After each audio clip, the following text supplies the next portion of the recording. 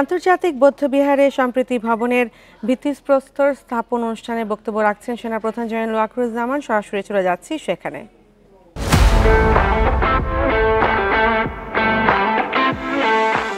জীবনের শুরুতে যৌবনের একটা বড় সময় আমি চিটাগং হিল ট্র্যাক্সে আমি কাজ করেছি।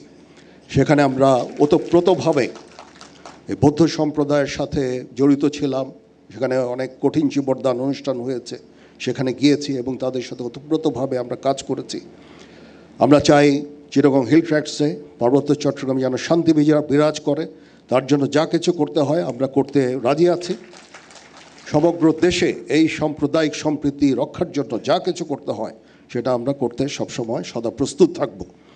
আমি মাননীয় প্রধান উপদেষ্টাকে আবার ধন্যবাদ জানাচ্ছি। ওনার অনেক কর্মব্যস্ততার মাঝেও উনি রাজি হয়েছেন এখানে এসে, এবং উনি আমাকে অনুপ্রাণিত করেছেন এই কাজের জন্য। এই জন্য ওনার প্রতি আমি কৃতজ্ঞতা জ্ঞাপন করছি, এবং আমরা ইনশাআল্লাহ সবাই মিলে এই দেশ জাতিকে একটা শান্তির জায়গায় নিয়ে যেতে চাই। গৌতম বুদ্ধের বাণীর এখন এই বর্তমান সময়ে অত্যন্ত গুরুত্বপূর্ণ। আমরা শান্তির দেশ চাই, শৃঙ্খলার দেশ চাই। আমরা এখানে হানাহানি বিদ্বেষ চাই না। সবার সমস্ত বিভিন্ন মত থাকতে পারে, কিন্তু অবশেষে আমরা সবাইকে যেন শ্রদ্ধা করি, একে অপরের বক্তব্যকে যেন শ্রদ্ধা করি, মতামতকে শ্রদ্ধা করি।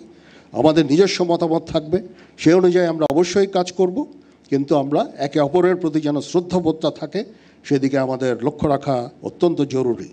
সবাই ভালো থাকবেন। আবার আমি কৃতজ্ঞতা জানাচ্ছি সংশ্লিষ্ট সকলকে আমাকে এখানে আমন্ত্রণ করার জন্য।